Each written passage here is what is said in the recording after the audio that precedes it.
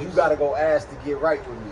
You gotta go basically ask the guy to get right with me. Tell folk and them that basically. But they because in the States we just gonna get busy. Yeah, we gonna get busy, but they gonna do it though when they're like they gonna handle it. They gonna make sure it's right, like cause you know right is right, wrong is wrong in there. Like they got morals and principles. In the States, it's like fuck who the bigger dude, and if the bigger dude doing wrong, but they scared of him, they just let him get a pass. Yeah, and that's how it is. It's an intimidation, fear factor down in the States. Down here, it's and there's another thing, like make it better. You'll get jumped down here. Like they don't believe in the ones. Like the whole thing we do in the States about the ones, that ain't their culture. Like you gonna get packed out for sure. Like I thoroughly believe I saved the dude's life in La Placita one night. He was talking about how he was finna get off. I'm like, bro, I feel you, but just hear me out, bro. It's not finna just be him. You gonna hit buddy, and it's 20 of his dudes, I'm telling you right now. And even if they not his dudes, they gonna help him. And you gonna get packed out. This happens every time I've seen this situation. That's what happens. It's never just one guy. So don't think you fighting one guy down here. They don't do the fast. And that's what they said. They said, you know, if you got a problem with one, you got a problem with them all. They don't run. That's why they respect the leader, and it's really like a hierarchy thing. So once they say something goes, that's what goes, and that's because it's that's what's supposed to be right. If you went and stole, you know, you get dealt with as a thief. Yeah. What happened to thieves? Happened to thieves, bro. It ain't no, we going, you know, it's a little bit different here, but definitely that's real. Damn, that's real. Okay, so man, this is super interesting. This is super dope to me, man. I appreciate you just locking in with me and telling. So overall, I'm wondering now. We got through the commissary, the experience. You say it's been pretty chill in there. You just doing your time, peaceful. You get a chance to think, reflect. So now let's talk about the last 7 days you was in there, right? You realize you about to go out. What's on your mind at this time now that you about to leave? Like, what are you thinking at this time? Like, what I'm gonna do when I get out? Okay, so you know, everybody when they get locked up a little bit, we got bills piling. Right. That's all we think about it. You know, I gotta get out. I gotta pay these bills. I gotta get back on my feet. I gotta get a setback, you know, even if it's a setback from seeing the kids, you know what I mean? I gotta get out and take my kids out because we ain't been to the park. Right. You get what I'm saying? And I'm one of them type of guys. So it's like really just getting back used to what's going on, you know what I mean? Getting caught back up. That's it. I was just playing catch up basically. That was my last 7 days. I wasn't worried too much about jail stuff. Right. There was a lot going on in there. You could watch the movie, or you could just sit back and laugh at the movie and realize the movie about to end, and you know. Right. And it's going back to reality. So that's all it was. Just me getting back to reality. So in those last 7 days, did you kind of like reflect on how it might have affected the people around you or people associated with you? Or you still in mode like, okay, I dealt with it. I'm past all that now. Let me just. The last 7, I just had a reflection on life a little bit, like what I really got to do when I come home, what I got to do when I get out, you know, priorities, you know, you realize all the access partying and all the access BS, it's just BS, you know what I mean? You need to go ahead and take care of your responsibility. We grown now. Right. We all grown. So right.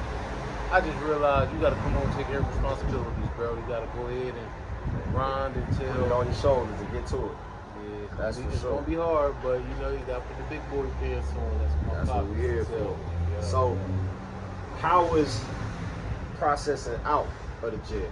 Like, how was going out? Now you at your last day. What was the process to leave the jail? Actually, I went to court that day. Okay. The cops didn't show up. Judge threw the case out. Said let him go today. So as soon as I went back, you know, everybody waiting to see what's going on with me. It's crazy because they cut my hair on a Wednesday and I left on Sunday. So I left 4 days and I had dreads 7 years long. That's crazy. And you held the dreads for 26 days. That's crazy. And they denied you 4 days before you got out. Cut my hair. That hurt. Hurt bad, bro. But But it could have been your preparation for the new phase you in now. You know what I'm that's saying? all it is. You went through your thing. God said, okay, you ready. This is the slack. This is the shape up. Now we going this way. It's good, man. That's all it is. Yeah, man. New life. New life, man. But that's first is good. You went through it in a solid way. It seems like you held firm in there. You ain't let it break you. Because some people have an experience like that and they'll never come back from it. Even if it is just 30 days. You know what I'm saying? You in a different country. Everybody's speaking Spanish. You don't really know what's going on. You might say the wrong thing, do the wrong thing, bring some of that American prison style down here. Definitely rules. Look, definitely rules. I know. Look, Rico. a black dude might come down here and go to jail down here, go in there and just think he got to get off rip because he thinking like up there like I got to show something. So here, let me just get off rip, not even knowing they don't take none of that. Now you just messed yourself up. Hey, you see what I'm saying? Let me tell you a quick one before a quick one. I told you I was sleeping on my Gucci flops in the holding cell. Right. When I got in there, the guy was like, I didn't know you could keep your shoes here in Puerto Rico. I could have kept my Gucci flops. Yeah. But I said, let me get some shoes in case I got to get into it. I don't want to have my flops on. Yeah. Whole time, it ain't even like that. So I get my Gucci flops up. I don't end up claiming them, and they got me for them Jones, basically. You ain't even had to give them up. 400. Yeah, see, that's the you would have came down here. That's the mentality. You you don't know what it is, so you just revert to what you think. And I know it's probably somebody black. I took the Bob Barkers over the Gucci flops. But if you thinking you gotta get down, you know what I'm saying? Every time. It was never even I ain't trying to be slipping and sliding. I ain't trying to be, but nah, that's the thing. That's the thing right there. So, so you got. When you went to court, they say you good, you out. How long after court did it take you to actually get out of jail? You know, that's when the longest process be. Like, yo, they let me go today, y'all. I'm out today. So, you know, lunch come, people like, let me get your lunch. Like, you leave, you going home. You don't need that. We had pork chops, too. Chuletas. Pork chops, rice, and beans. Bro, if you ate that would beat your ass in there. And my boy that asked me had a body too. He was down. Yeah, he's like, my boy, like, get that pork chop. I'm like, I got you, bro. Like, I'm going home. Fuck it, bro. Yeah, that body. Whole time, bro. Food coming, it's taking long. I'm getting hungry. I'm hungry as a son of a bitch. I ate half of that motherfucker, bro, and gave you the other half, bro. I ain't gonna lie. I ate half the rice.